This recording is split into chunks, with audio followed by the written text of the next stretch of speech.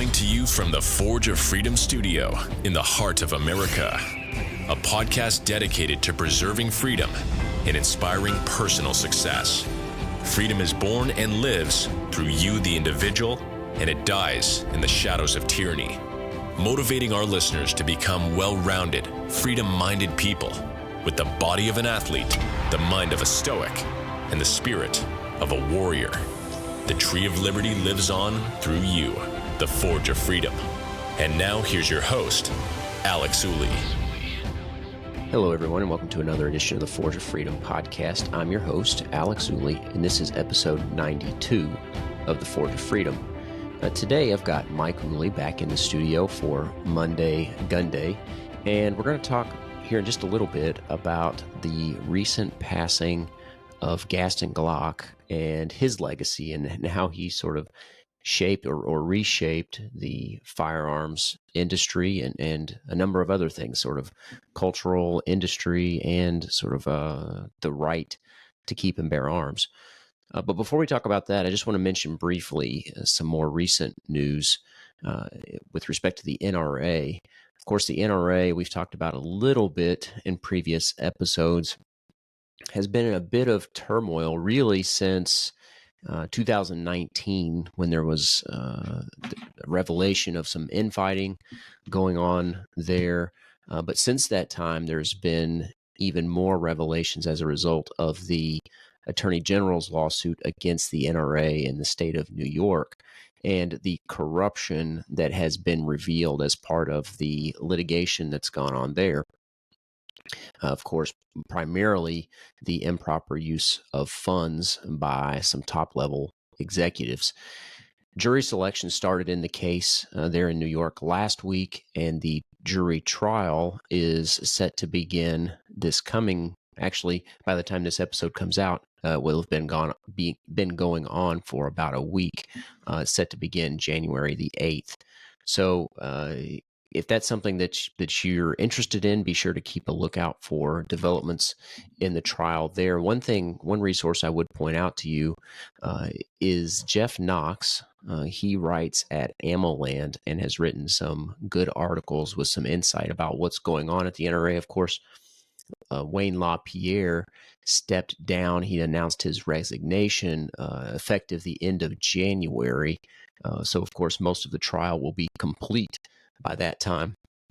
But there was also some maneuvering by the NRA. It appears that they, or Wayne LaPierre and the board, I'm not sure who exactly, positioned an individual who's friendly to the current top brass at NRA to take over Wayne LaPierre's position. So it'll be interesting to see what happens with the trial. Of course, there's speculation that the NRA may still file for bankruptcy, of course, which would put the NRA in the hands of a bankruptcy judge. But we'll see what happens. Of course, it's difficult to predict what might happen, but the NRA is in a tough position. Of course, we want the NRA to survive the trial, but we want it to be significantly reorganized so that it can be more effective for its millions of members.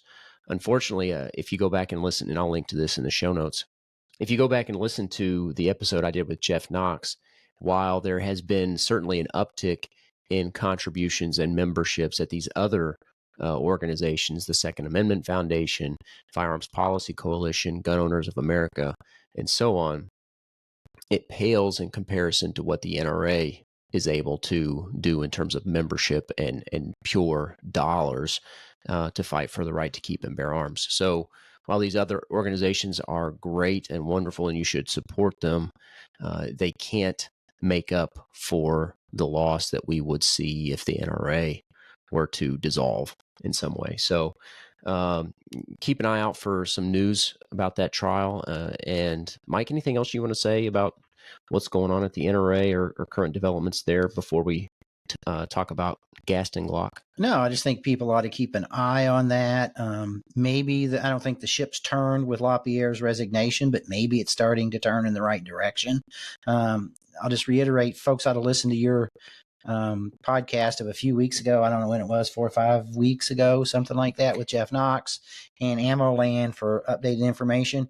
I support and send money to Firearms Policy Coalition, Gun Owners of America, and even Second Amendment Foundation. But those folks, at least recently, have been making great strides in the courts. The NRA historically has been an organization who has been most effective in the legislatures, whether that's at the state level or in Congress. So I think it's important that we have a strong NRA, and at some point it may be appropriate to send them money again, because I've not been sending them any money because the money is simply going to millions and tens of millions of dollars is going to the defense costs of Wayne LaPierre and some of his other cohorts. Yeah. I'll say that, or alleged cohorts, and their defense of what they did while at the NRA. And although I don't have the evidence, it certainly appears that their activity was absolutely inappropriate. Well, and they even made some admissions during depositions, of this attorney general case in New York. So while some of it are at this point is just allegations, some of it is pretty solid evidence of wrongdoing. So hopefully there are some major changes. There's no question in my mind about that. But anyway, at some point, hopefully the NRA will rise back up from the ashes. They've been bleeding financially. Doesn't take a rocket scientist or a finance genius to know that a bankruptcy may be on the horizon. Membership is down. Contributions are down, and they're bleeding profusely with respect to legal fees. Yeah. So I mentioned Ammo Land in the articles there by Jeff Knox. A couple of other good resources for information about what's going on at the NRA is a website called NRA in Danger, which is has some really good information. And the other is the No Lawyers, Only Guns and Money blog by John Richardson. Both have really great resources about the current status of the NRA, and will undoubtedly be posting about the trial as it goes along. It could take weeks. This trial could take weeks. I think they slotted maybe 6 weeks for the trial, so it's going to be a very lengthy trial. But with that said, a jury trial, which is always of interest to me, why the NRA, I think it was the NRA anyway, somebody will correct me if I'm wrong, why they wanted a jury trial in New York, of all places. In Manhattan. Yeah, of all places. That's not a place I'd want a jury trial if I were a gun rights organization. And just me looking in the outside, I don't know anything, but it seems like to me they would have been better off taking their chances with a judge, no matter how prejudiced the judge may be in New York. I think this particular judge, that's from what I've heard, has actually been pretty fair to the NRA. So, by all accounts, that I've heard, like you said, Mike, that this judge has been pretty fair to the NRA, and it seems to have the interest of the membership in mind. He seems to be trying to do the right thing here. Yeah, with respect to the members. Right. All right. So on to the next topic, Mike. Let's the primary. You hear us complimenting a New York judge, but yeah, exactly. So let's get on to the next topic here. The recent passing of Gaston Glock, who, of course, was the engineer, the inventor behind the Glock pistol, which we'll talk a little bit more here in a minute. But he passed December 27th, and I don't remember how old he was. He was 94. Okay. That looks like that's exactly right. So I've got his birthday here. It's July 19th, 1929 to December 27th, 2023. So 94 years old. And the Glock story, of course, the Glock pistol has had a sort of a long history. It was developed in the 1980s, a relatively long history by now. You're a young man. Yeah. Think about long history. Well, it's not so long. But I remember even when I got started in shooting and really started getting interested in different types of handguns, and so that would have been in the early 2000s, that the Glock, there was still a lot of stigma around it. It was just a piece of Tupperware, basically. And a lot of people didn't trust it, didn't think it would be reliable, that they didn't want a firearm that was just a piece of plastic. But it's really endured that criticism and really sort of changed the industry in lots of ways. And that's what we want to talk about, sort of how it was developed, how it's changed the industry, and where the legacy of Glock might be going forward. So Mike, you want to start out? I know you've just got a a couple book of there things. handy. It's interesting because it reminded me. There's a book actually you gave me because we were talking about this, and I'll go back and you said they have a long history. I mean, I think about Sam Colt and the 1911, quite a bit longer history.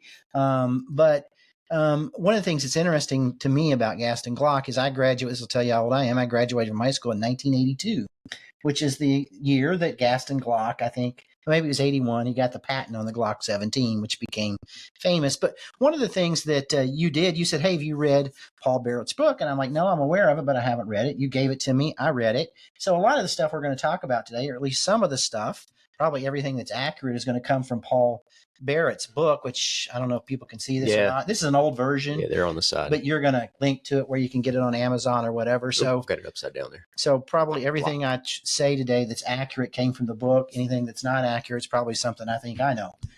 So anyway, that book. But one of the things I noted that Mr. Barrett characterized, and maybe it was in a subsequent interview, but he characterized the aura around Glock as dark glamour. It became adopted by the police, the military. They didn't really fight it becoming integrated. They didn't. Matter of fact, they encouraged it becoming integrated in Hollywood and rap culture. So it became involved in culture in different ways than the traditional manufacturers like Colt or Smith & Wesson had been involved in American culture. But Glock, Gaston Glock, I think you mentioned 1981, 1982. He wasn't at that time when they got the patent for the Glock 17. He hasn't really been a developer of firearms at all, right? No. You want to talk a little bit about how the Glock got developed, what was behind the development of the Glock 17? And just one other kind of 50,000 foot thing that I'll talk about. I think maybe 2 podcasts ago, we talked about, could you put Gaston Glock in the same sentence with John Browning or Mikhail Kalashnikov or Eugene Stoner, or I've mentioned Sam Colt. And I think you made a great point. Ask me in 100 years and we'll know whether you can or not. I think at this point, the answer would be no. Well, and he's probably still the junior varsity when you talk about those folks. In my one guy's opinion, other people may disagree, but keep that in mind as we talk about this. His life. And I'll disagree with myself here a little bit. Of course, like I said, like you said, ask me in 100 years, is he going to have the same sort of legacy as Samuel Colt, as John Moses Browning, etc.? I think there are different ways to analyze that. One is the length of the influence, and the other is the quantity or the quality of the influence too. And I think in some ways we can analyze that today, because just look at and we'll talk more about this in a little bit, look at the source of firearms that most manufacturers are manufacturing. They're the polymer, framed pistol. Striker fire pistol. So he certainly had a huge influence in that regard, at least in terms of changing the market today. Whether that change will be a lasting change is hard to say, but it seems likely that it will be. So the question is whether he changed the world or not, like Kalashnikov or Stoner. Sure. Yeah. So with that said, Mike, let's talk a little bit about how the Glock and the Glock 17 in particular was developed. Well, like I said, this is, you can see I'm already we're going to be on track to go over on this thing, because it's sort of near and dear to my heart. Because remember, I kind of grew up during a lot of this history, and I didn't really know what, at the time, I didn't understand it. I didn't put it in a bigger context or understand what was going on.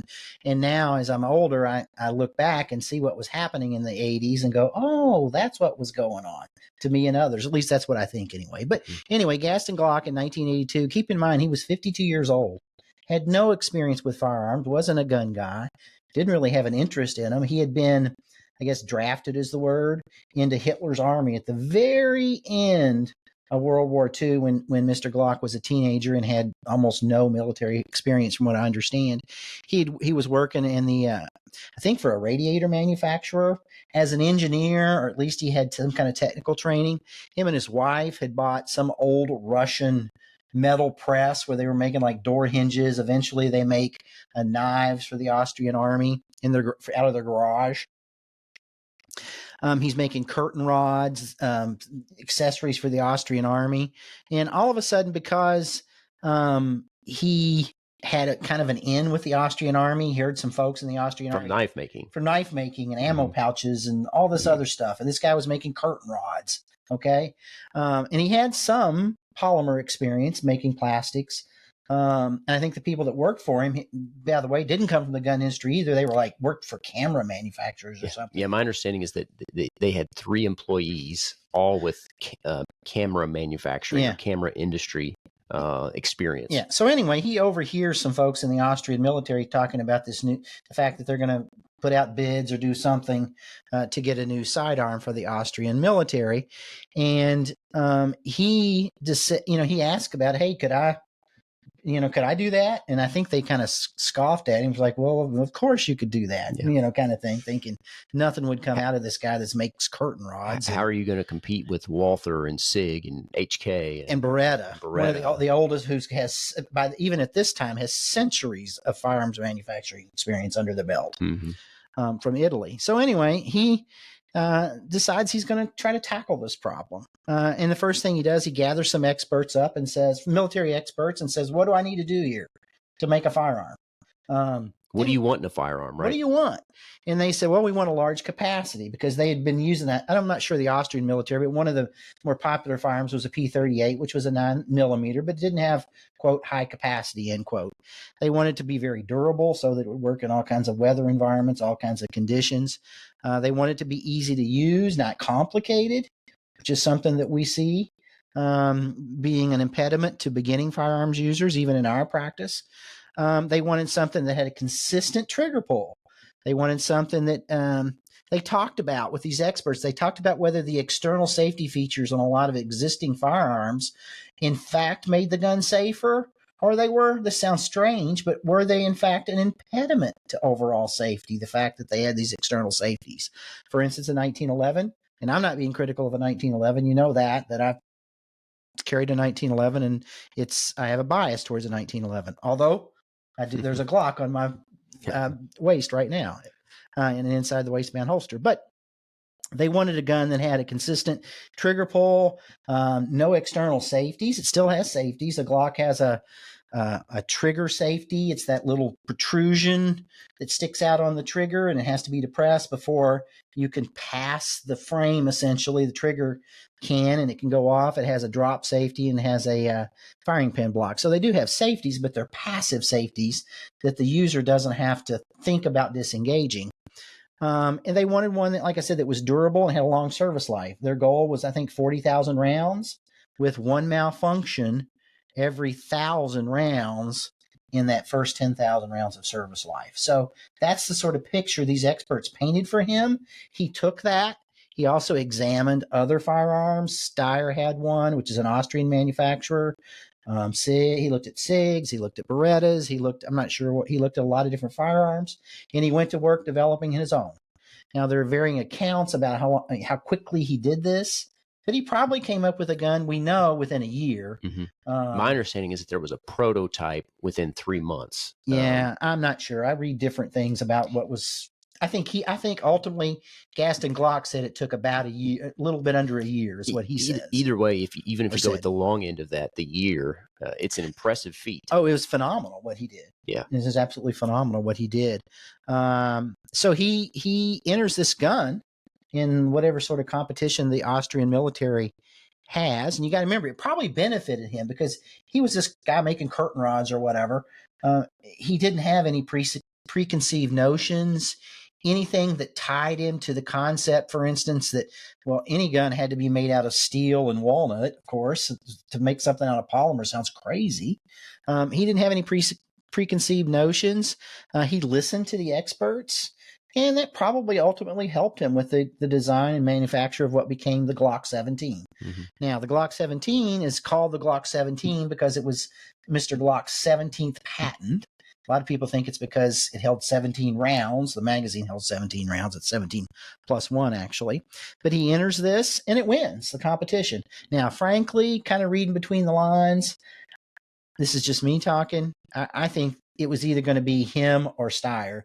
The Austrian military was going to pick an Austrian pistol. Right. Beretta was not going to win, nor SIG, unless it was I don't know. Unless it wasn't even close. Yeah, unless it wasn't even close. So he wins the competition. I think he sells 18, 17, 20,000 pistols to the Austrian military, maybe. I'm not sure about that one. Correct me if I'm wrong. But he did make it durable out of polymer. It only had 34, 36, I think 36 parts, probably half of what every other gun or less than every other gun entered had. Had 17 plus 1 rounds, which is what they wanted. It had the one trigger pull. A lot of people, especially the Beretta. If you think about that, I mean, in this country, the police were using revolvers, which only had one trigger pull if you shoot at double action, which you should in a self-defense situation. But it was a long trigger pull of 12 to 14 pounds to depress that trigger. And you have to remember those were double action only. So a double action only pistol is a pistol in which the trigger performs 2 functions. It cocks the hammer and releases the hammer. So because it does those 2 things, more work, the trigger press is much harder. He came up with a gun, although I won't say that it was single action. I think the Bureau of Alcohol, Tobacco, and Firearms probably still classified as a double action. The trigger pull does seem to be one single press that stays the same all the time of about 5 or 6 pounds. And the reason I say it's probably not a single action is because depressing the trigger, the first portion finishes the cocking of the striker. So anyway, but it's still much lighter than a double action revolver. And it's a single pull that's easier for a beginner to use. And the military, a lot of the military firearms of the time, or like a Beretta, for instance, is a double single action. So the first press of the trigger is a long double action a trigger press because the hammer has to be cocked, and then you release the hammer. Subsequent to that, when the gun is fired, the slide reciprocates and cocks the hammer for you, so to speak, so that a subsequent trigger press is lighter. So you have to master 2 trigger presses in those sorts of firearms, which is difficult for beginners to do. One thing that I mentioned, or I asked you as we were talking about this episode was, you talked about sort of the simplicity of the Glock design, both from an engineering perspective and from an end user perspective, right? It's got fewer parts. The mechanics are relatively simple compared to many firearms, but also the manual of arms, the way that it functions for the end user is much more simple. So that's a huge benefit for lots of reasons. Was that by design, or was that because he developed this in such a short time frame? Oh, it was absolutely, I think, by design. You had the 1911 at the time, for instance, or we have them now. Is the trigger press on a 1911 better than a Glock? Yes. I don't think there's any debate about that. Mechanically, it's much nicer. At the same time, though, you've got external safeties that you have to deal with as an end user. I can't tell you how many times I've seen people sometimes they've been cops, sometimes people use a 1911. They come up, they get out of sorts with respect to the safety. They go on target, they press the trigger and it won't go off, and it takes them a second or 2 or 3 to realize the safety's still on. Mm-hmm. Or the safety's off when it's not supposed to be, that sort of thing. So this is one that's very simple. There's nothing for the user to consciously remember in terms of disengaging a safety. It's just they got to remember the safety rules. Keep your finger off the trigger until you're ready to fire. So it starts with this Gaston Glock developing this firearm for this competition by the Austrian military, and obviously Glock is proliferated throughout the world in the last 40 plus years, and we'll get to more about how that proliferation happened. But with respect to before we move on from the development of the firearm, one thing that I think was interesting, maybe you can chime in on this, is my understanding was he built a range of sorts in his basement. And you were telling a story about how he would shoot it with his left hand to test it. You want to talk a little bit about that? It's just sort of a cool story. There's lots of little cool stories in I had no idea about this in his book. But I guess Gaston Glock, when he was testing these firearms, as he was developing the prototypes, he would fire. I mean, this was a one-man shop. His wife was there and whatever, but he was shooting this gun to test it with his left hand for fear that if there was a malfunction, something happened catastrophic that would injure him. He wanted the injury to occur on his left hand because he was right-handed, and it would allow him to continue to write and do the things he needed with his right hand. So just an interesting story. Yeah. Yeah, definitely. Certainly a lot different process than you think about it's been many years ago now when the military selected the SIG P320 for their sidearm. That process was a lot more sounds like there were a lot more bureaucratic hoops, and there was a lot higher level players here. I mean, this is just a guy in his basement developing a firearm for the Austrian military. Yeah, I mean, I don't know what the Austrian criteria was, how it was written, but I read the Army's when it made its last selection, and of course the SIG won the contract over the Glock, not because the Glock was, I don't know the intricacies, but not because it was necessarily better in many ways than the Glock, but I think maybe price did that more than, which is sort of ironic because that's how Glock got its share of the American police market. Was they were practically giving the things away. But anyway, maybe we can talk about that in a little bit.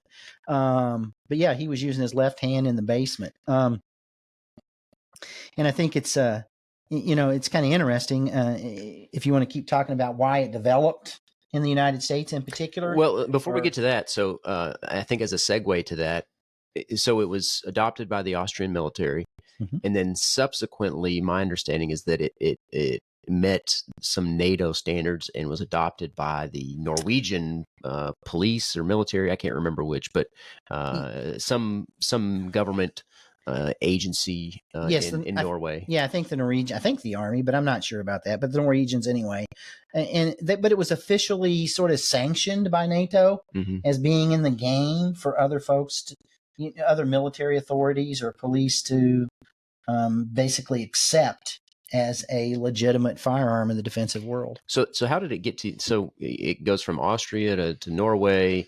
How does it get into the private market and into the United States in particular? Well, it's interesting. So in '82, he's on his way. Once again, I mean, you got to remember, like I said, I kind of lived this history. I was in the Army.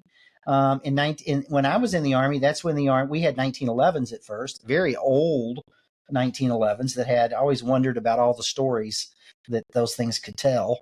But they were old, and we began to. I was never issued a Beretta, but the Beretta came out. The big Army adopted the Beretta. I understand Gaston Glock was asked to submit pistols for that competition, but declined, saying he didn't think he'd come up with the number of prototypes that would be needed by that time. And I think he was also reluctant to do it because there were going to have to be some stipulations about bidding, about who could produce the pistol, and it was going to maybe cut into his profits some, which he was not too crazy about at that time. And I suspect, this is me talking, that he had his plate full already with what was going on. But you got to remember, he produced this firearm. This doesn't take somebody hand fitting and honing and fitting again and taking apart and fitting and getting right and machining steel and using wood grips or whatever. This is plastic that was put together by some machine. A great deal of it was. And he could make this gun very, very cheap. Some accounts are $75 a pistol, and he had very high profit margins. So he wanted to protect those profit margins. Yeah, one thing too, you mentioned obviously the polymer was a huge cost-saving innovation with the firearm manufacturing process. But my understanding too is that he was one of the first, if not one of the, maybe the first, but certainly one of the first to put a coating on the slide, which was of course still steel, but it was basically a coating that prevents or at least reduces the opportunity for rust and corrosion. So there were some significant innovations for sure with respect to the manufacturing process. Yeah, and I don't know about the coating, that may or may not be true. But like, for instance, using polymer in a pistol, he wasn't the first. I think H&K, maybe another manufacturer, had guns that were never, I don't think they weren't successful, but that he wasn't the first to do this, but he was certainly the first to do this with great success. Yeah. And what's interesting about the polymer too, maybe even more so, I don't know. These are also interesting questions. You look at the polymer and it helped with the durability. It helps with shooting the gun because a polymer gun has a polymer frame. So when the slide reciprocates, that polymer sort of absorbs some of the recoil and makes it a little more pleasant to shoot, as opposed to maybe a steel gun or aluminum frame gun. But it's interesting, the polymer, maybe more so than how it contributed. I'm going to postulate here, maybe one could argue that in terms of how it contributed to success, it wasn't because of the durability as much as it was the notoriety that came with having a polymer gun. Because in this country, there was a lot of turmoil about a plastic gun, You got a Tupperware gun. It can go through airport security. It can escape security. It's this, it's that. Which is not true, but those were some of the notions. And then there were notions that he was selling these guns to Gaddafi in Libya. So, and they were concerned about that because it was plastic. So you understand what I'm saying? The fact that it was polymer really contributed to putting it in the news and making it popular, I think, ultimately. And yeah, you're right. None of that was true. I mean, obviously it has a steel slide and a steel barrel, and that's not going to go through, not be undetected. Yeah. So it certainly got lots of notoriety, whether or not it was good notoriety or bad notoriety. It was notoriety nonetheless. Well, it's interesting. Notoriety, I think at one point it was even outlawed in New York, but the press eventually found that some higher level government officials were actually carrying these guns despite the fact that they were outlawed in some areas of the country. So he gets to the Austrian military. He gets approval by NATO, as a 9mm pistol. How does this tactical Tupperware make its way into the United States? Okay, remember the context here. Once again, I grew up during this, and I remember this TV show. People may not remember this, but people your age, I don't know whether you do or not. Miami Vice, you've heard of that show? Yes, but only because we've been to the Florida Keys and saw one of the places where it was filmed. So okay, well, there was this show, because the interesting story about Miami Vice, it was filmed, I think, to a great extent in Miami, and maybe contributed to some of the preservation of the Art Deco areas of Miami. But that's another story, another kind of podcast. But anyway, this is Don Johnson playing Sonny Crockett, and then his partner, I can't remember, Sonny. Let's see. What was it? I wrote it down. Rico Tubbs was his partner, and they were always fighting the drug cartels and drug crimes and prostitution and all the evil that was going on in Miami. And inevitably, there would be this huge gunfight, at least one in every episode. And this thing ran, from like I wrote it down too, 1984 to 1989. And I remember watching that show. Okay. And so that's depicting what it's like in Miami. And there's this perception that that's what's happening in this country. And then in reality, we have this thing called in 1986, I think it was April. This is real, not a show, that what a lot of gun trainers and people in our business characterizes the Miami shootout. It's been studied. It's been studied extensively. Over and over again. Yeah. And I would like to tell, it was Platt and Maddox, two veterans. One of them, I think, was Maddox was like an MP or something, maybe. I'm not sure what they did, but Platt maybe was, he at least had, I don't know if he was had a Ranger tab or was in a Ranger unit, but they had some experience with firearms. And they were in a shootout with several FBI agents in Miami. 2 FBI agents were killed, at least 3 badly wounded during the shootout. There were about 140 rounds fired, which, if you look at the movies and hear about it, you think it was a lot more than that, but they say there was about 140 rounds. Eventually, Ed Morales, who was wounded himself and an FBI agent, did shoot and kill Platt and Maddox, the 2 bad guys, who were bank robbers. And this was a stakeout just gone bad. I would suggest, and I actually haven't read it, but from good sources like Masada Ayub, I understand Ed Morales recently, probably in the last 5 years, published a book that recounts this, and probably a good book to read if you want to learn about the Miami shootout, at least from the FBI standpoint. But this went bad. There's a perception across the country that the police were outgunned, yada, yada, yada. I would submit to you, during the Miami shootout, there's a lot of emphasis on the fact that the FBI agents had revolvers. Well, they also had shotguns and semi-automatic pistols too. But anyway, I think this was used to a certain extent to make the argument that the police needed to change their armament. Now, whether that was completely honest or not assessment of the situation, I would submit to you there were probably other issues involved in why things didn't turn out for the FBI as well as they'd liked, training issues and maybe preparation. And I don't mean that in any disrespectful way at all, but I think that was used to help change police mentality in this country. So, and I don't mean this as a pun in any way, but so this Miami shootout triggered this sort of search for a firearm that would be more suitable for police, law enforcement to encounter or address these sorts of armed men. So yeah, and you got to keep in mind they wanted. So what did they want? The police wanted the same things that the experts that consulted with Gaston Glock wanted. They wanted a durable pistol that was easy to shoot. So it means it didn't have any external safeties. A uniform, easier trigger press. So than a double action revolver, and Gaston Glock and Company could provide that in a higher capacity. In a higher capacity. Yeah. And you got to remember, cops, and don't take no disrespect to the police officers out there, but they're not. They're like, and to a great extent, they're like some of the folks that we train with. They're beginners, and they don't have a lot of experience with firearms a lot of times, and they're not willing to put in a lot of time and effort. And this firearm was something that would allow them to train police officers more quickly, and they saw better marksmanship results in the police officers' hands than they would with double action revolvers or some of these firearms like a 1911 or a Beretta. Nothing against those firearms. They're great firearms. They're just more complicated. They're just a tad bit more complicated. Yeah. But if you master them, yeah, they're better. I want to read something right now. And by the way, Gaston Glock hired a man by the name of Carl Walter, who was, I think, a genius at marketing to the police. And we'll get back to that in a minute. But here's what I want. Jeff Cooper, I'm a fan, Gunsight, Combat Triad, all that. Here's what he had to say about I wrote this down from one of his commentaries. And I think this is pretty true. The Glock pistol seems to be doing what is necessary.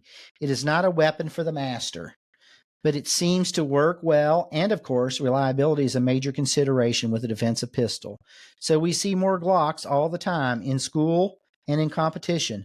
The marvelous 1911 and its clones continue to be the first choice of the expert, but only a few pistoleros have the intention or the ability to become truly expert. And I think that's a pretty good summation, in my opinion. I think that's. I don't know. I don't know if that's any. I'll push back a little bit. I think that used to be true. I'm not sure that it is anymore. And let me give you an example. And this is certainly mostly anecdotal, but I think it was John Correa, who runs Active Self-Protection. He was at the Range Master Tactical Conference, and there was a group meeting of some of the most respected firearms trainers, in the world there. If you poll those 20 or 30 top instructors, what are most of them carrying today? The Glock 19 or the Smith & Wesson MMP, or in John Correa's case, the H&K P30. Okay.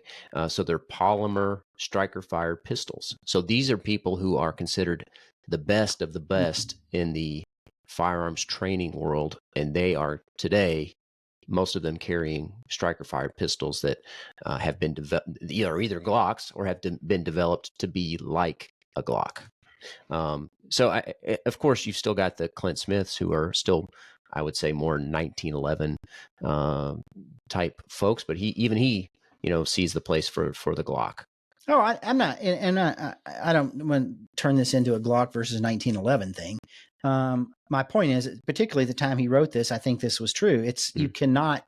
I mean, a cop is going to be much, much better with a Glock than a 1911 if he has 40 hours of training. Sure, absolutely no question about that. I think I'm carrying a Glock right now. It's a tool. Mm-hmm. If something happens to it, do I care? No. Yeah. It's just an ugly piece of plastic that works. Yeah. It's reliable. Yeah. But I do think I can shoot a 1911 better than I can a Glock. So anyway, that's another story. Yeah. We won't waste time with that debate. So there's this Miami shootout and this desire to have a firearm that's simpler, that's easy to train on, that has a consistent trigger press, that has a higher capacity, and the Glock fits the bill. So what does Glock do to get into police departments? So Glock hires somebody that's somewhat of probably a genius. By the way, I think to a great extent, they sort of kind of copy what Sam Colt did. One of Sam Colt's big deals was he sold like 1,000 revolvers to the Texas Rangers because the Texas Rangers had been using them, and they found out that 15 Texas Rangers could win a gunfight with 40 Indians or 60 Indians or something. I don't know. So, I mean, Sam Colt was selling to the government, to the Texas Rangers, and then that proliferated. Well, that's what they did. They went in, and keep in mind, the big target here was the American private market. Okay. They were going to go after the civilian police market. And they thought if they captured the civilian police market, they would capture the civilian market, the private market too, because one would follow the other. And so they went to the police. They were selling these guns at nearly nothing.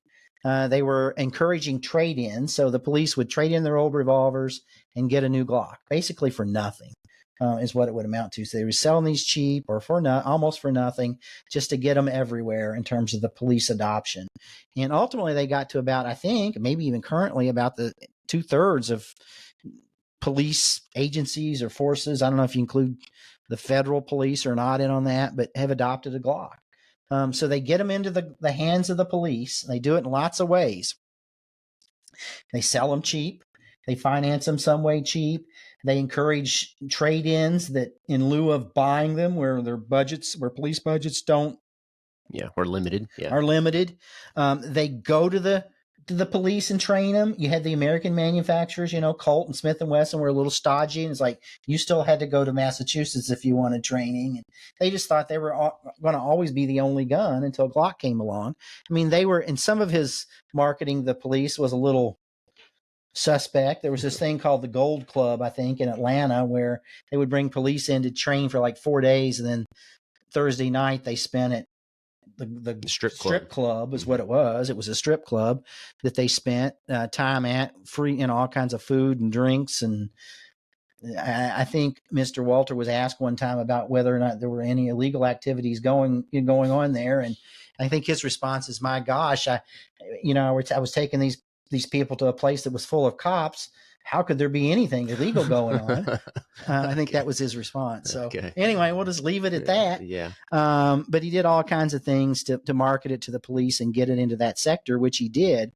He kind of brought sex to it a little bit. One of the stories is that there's this selection process or this competition where he hires Sharon Dillon, who's one of the employees, I'll put it that way, I don't know if they were employees or independent contractors, but one of the females at the Gold Club in Atlanta is hired by Glock to go to SHOT Show to be there at the booth and greet people. I think ultimately they said that, the year she went, the sales in the first day were like off the charts or whatever. But anyway, I guess. I won't even comment on that, but yeah. That's the sort of thing that they did. Interesting enough, I understand what they made her go through some training in Smyrna, which is near Atlanta, the U.S. headquarters for Glock. And I guess she did better than anybody in her class, got like 100% on the written test and shot great. Wow. So anyway. But Glock, getting back to the entry here in the United States, this didn't take decades to get in the United States, right? I mean, you're talking about the Miami shootout, but they actually opened the Smyrna headquarters, the Smyrna, Georgia headquarters in the 80s. So, right. So Glock made its move in the United States relatively soon after its inception, after its invention in the early 80s. But the other thing too is that Glock benefited in some way from the 1994 assault weapons ban. You want to talk about that? Yeah, we'll briefly? Talk about, just a couple little things. First, though, you're talking about, one of the other things they did, it's funny. You wouldn't think somebody with a, quote, high-capacity magazine, end quote, or gun with a high-capacity magazine would benefit from the gun control and the outlawing of high-capacity magazines, but they did. Mm-hmm. What did they do? Well, first of all, Gaston Glock kind of anticipated this was coming. So he set in process the manufacturing for his company months or years in advance. They made buku, I don't know how many, but they made incredible quantities of, quote, high capacity magazines, end quote, that were sitting on the shelves to be sold at much, much higher prices after the high capacity magazine ban went into place. So he built up this stock, this inventory of so-called high capacity magazines. That's a made up term, obviously used by gun control groups, but magazines that held more than 10 rounds.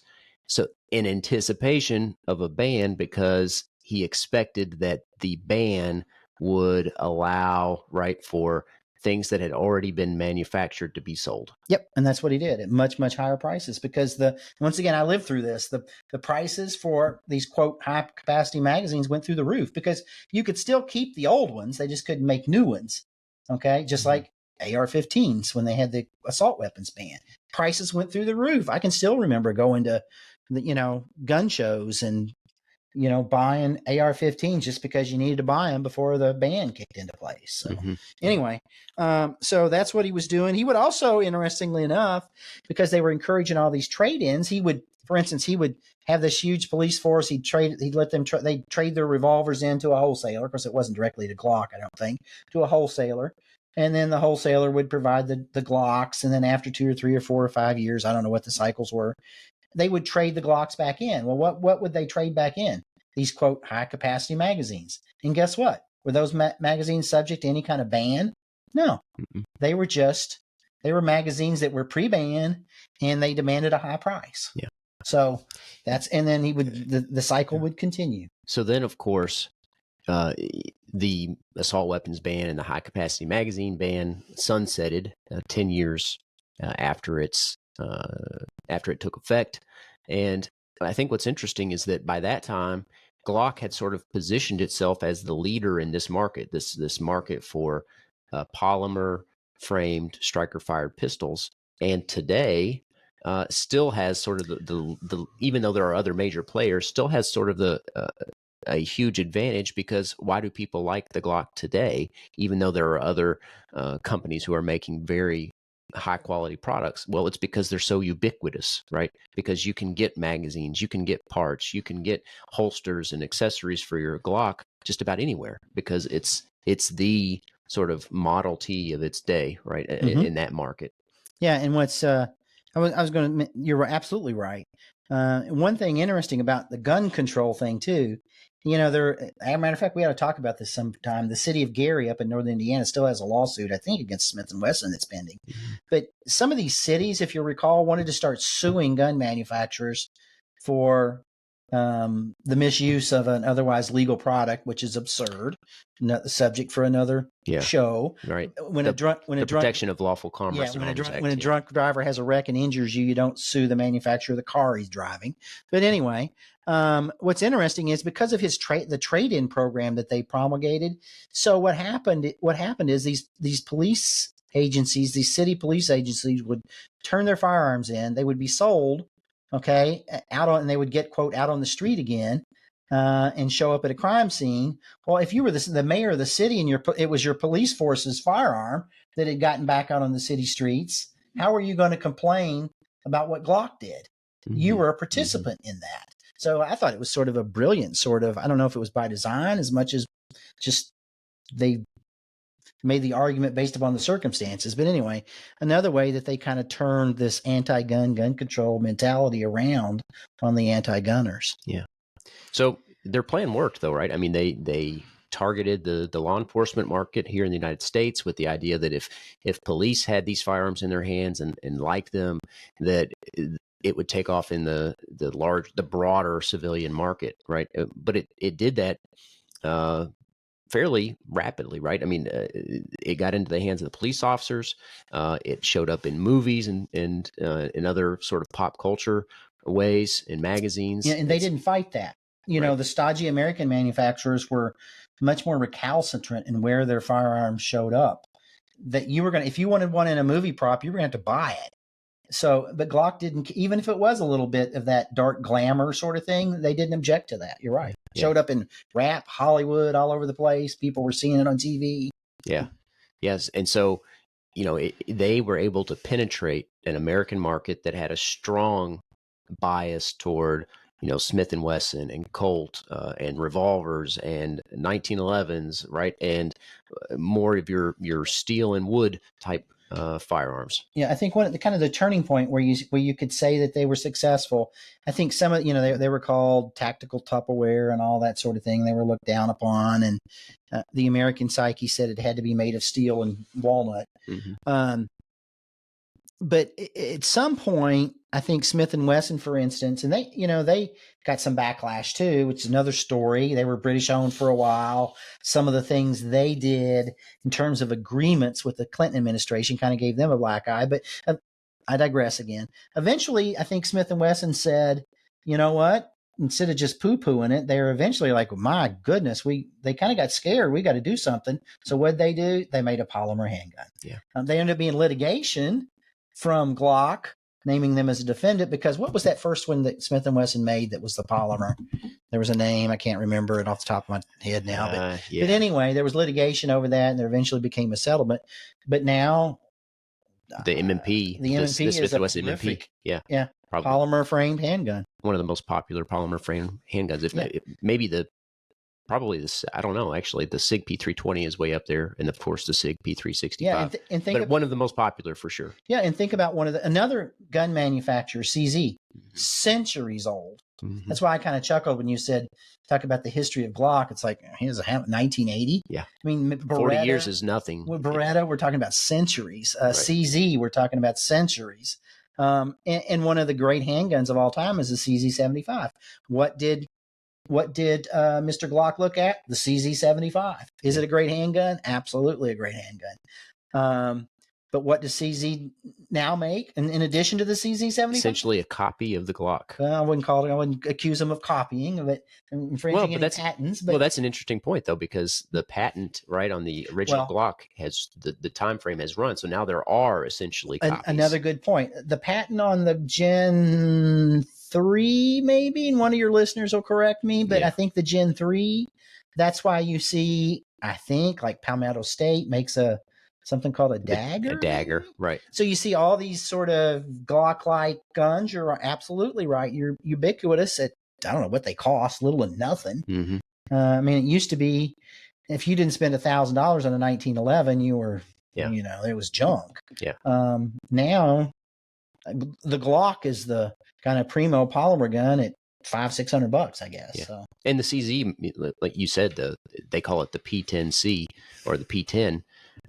It's a great firearm, and it's not an exact copy. Some people would say there are some improvements over the Glock. Some people would say they're better. Yeah, absolutely. But again, why do people like the Glock? Because it's so ubiquitous, because you can replace the slide, you can replace the barrel, you can replace the sights. There are all sorts of aftermarket sights and holsters and magazines. And so the Glock still has that advantage even over firearms that have supposed improvements over it. Yeah, one of the reasons I carry a Glock is I used a 1911 before, and one of the things you do with the 1911 is put your thumb, behind the hammer when you holster, because most people, when they have a negligent discharge, it's when they're either reholstering the gun or cleaning it. It's the other area. But they make this device. I think Ernest Langdon and his company have now bought it. I call it the Gadget. It's called the Striker Control Device.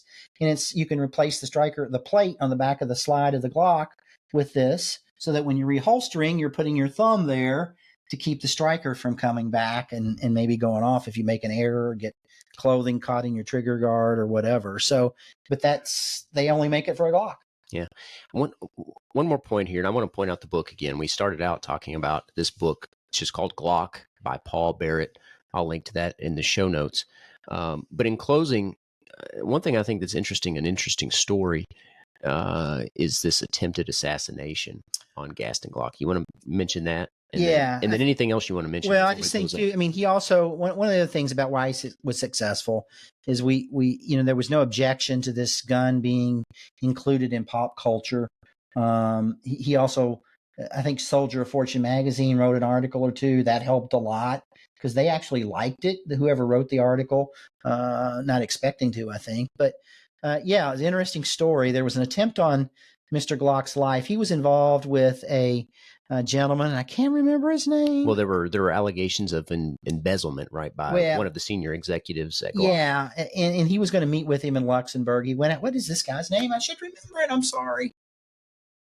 Anyway, this financier who was involved in financing all over the world in different countries, there was an allegation by a subordinate employee that he'd been basically stealing from the Glock companies.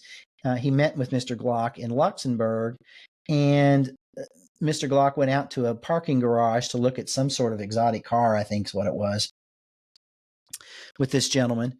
And when they were in the parking garage, a French Foreign Legionnaire, who was, I think, also a former wrestler, jumped on Mr. Glock and purportedly tried to kill him with a rubber mallet and hit him 6 or 7 times in the head with this rubber mallet.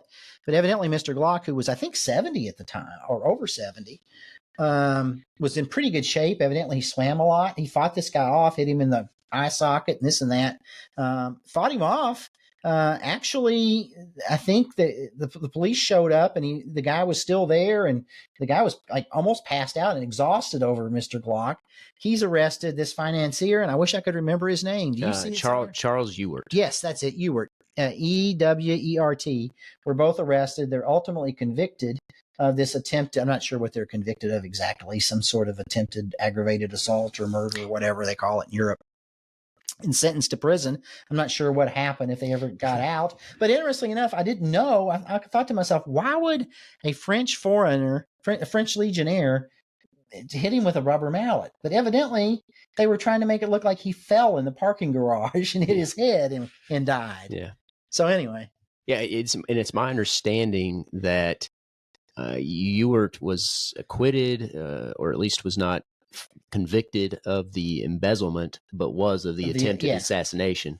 Ended up getting like 20 years, I think. Yeah, I don't know. I should have looked it up. I don't know where he's at today. Yeah.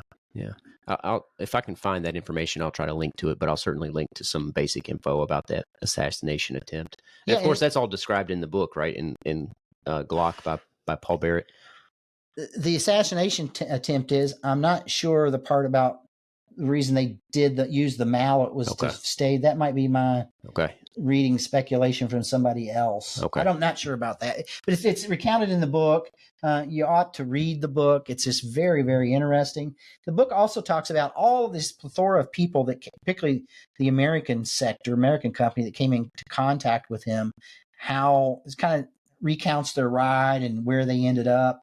One thing I would submit to you is a lot of people that were associated with him, their careers didn't end very well. And I'll just read the book for that. One thing I want to talk about just before we close up here, because I think it's an interesting discussion, and I think that I had this perception, misconception, I should say, about Glock, was that it's been not particularly friendly or not a particularly great advocate for the right to keep and bear arms, that they're sort of very government friendly, which I think is true to some degree. But they've been more police and military oriented, and not really much of an advocate for the individual right to keep and bear arms. Do you want to address that a little bit? I think maybe now Gaston Glock, obviously he's from Austria. You've been to Austria. You know it's more of a big government sort of place. And people aren't free like they are here to carry handguns. And that's the way, to the same extent, and that's the way it's been for a long, long time. It's just Europe versus the United States in terms of our perceptions of how free people ought to be allowed to be. But interestingly enough, like the general counsel for Glock a long time, I can't think of his name. But a lot of the individuals were, I guess the bottom line is, I think Glock was perceived to be more pro-government because they were going for those government contracts. But the ultimate aim was to arm the civilian population. Right. And they did do that. And they did it with a cheap, I don't mean cheap in a bad way. I mean cheap comparatively speaking to other guns, in a way, and provided a gun where people could protect themselves with a reliable, durable, easy to obtain firearm. A great tool. Yeah, it's a tool. That's all it is a tool. And interesting enough, during the assault weapons ban, I think one of the consequences of that during the Clinton 10-year assault weapons ban is there was a movement for people away from rifles and to pistols. And I mean pistols, not semi-automatic pistols, not revolvers. So I don't think I think he, although Gaston Glock was probably not an advocate for the Second Amendment, I think the result was a net positive for the Second Amendment and the right of self-defense, because this Glock also came along during a time when we saw the right to carry movement expand, and we saw the beginnings of constitutional carry. So I think the development of Glock contributed to the expansion of Second Amendment rights in this country. Yeah, he made a wonderful tool more accessible to millions of people. And at a time when, obviously we talked about the assault weapons ban, the ban on so-called high capacity magazines. He made higher capacity magazines for handguns available. Prolific. Yeah. I mean, he's really sort of the one who pushed that. And now it's not just Glock, like we talked about. It's H&K, it's FN, it's Smith & Wesson, it's CZ, it's Ruger. It's all these companies that are have fallen in line and sort of, done the same things that Glock did in lots of ways, and made these tools, these incredibly useful tools, available to millions of people at a lower cost. And what's really rich about it is he enlisted governments, city governments, the same people that bitch about firearms. He enlisted them to help him expand these tools, the prevalence of these tools to the American public. So I agree with you. I think there are lots of reasons to be critical of Glock. I think it's by far more good than bad. But whether or not his true beliefs were in favor of the right to keep and bear arms, the effect of his efforts, I think, was by far in favor of the individual right to keep and bear arms. Yeah, it's interesting to have known what he thought. He was somewhat of a recluse, and we don't really know. So I don't know. Yeah. All right. Well, I think that's where we'll leave it, Mike. Obviously, he seemed to maybe be, in my mind, maybe more interested in his own personal. I think he was power and money. I talked about this in the last episode with the homeschooling folks about entrepreneurship. He was an entrepreneur. Yeah, he didn't care about guns, really. He cared about making a living and about providing something useful to people that people would pay for. Right? And he did it. And he did it incredibly effectively. So we'll kind of end here where we started with, what's the legacy of Gaston Glock going to be? I think it's certainly going to be very, very positive. Is it going to rise to the level of John Browning, Eugene Stoner, Sam Colt, and the like? I don't know yet. What do you think, Mike? No, not John Browning. All right. we can argue about the others, Eugene Stoner or Kalashnikov, but not John Browning. All right. Right or wrong, actually based or not, maybe in an emotional response, but not John Browning. If anybody else wants to chime in on that, I'm certainly interested to hear what our listeners think about Gaston Glock's legacy. Certainly an interesting story, I think, has influenced the right to keep and bear arms in a positive way and provided a tool to millions of people at a very reasonable cost. So very positive influence. All right, Michael, I think that's where we'll leave it. Anything else you want to say before we close up? No, just take a look at the book. Read the book. Again, it's Glock by Paul Barrett, and I'll link to that in the show notes. All right, everybody, I think that's where we'll leave it for now. I appreciate everybody tuning in. If you liked it, don't forget to like and subscribe to help us spread the message of freedom. And until next time, remember, you are the Forge of Freedom. Thanks for listening to this episode of Forge of Freedom. Be sure to subscribe wherever you heard this podcast so you never miss a future episode. For more information or to connect with Alex, you can go to forgeoffreedom.com or follow him on Twitter at Forge of Freedom. Until next time, remember, you are the Forge of Freedom.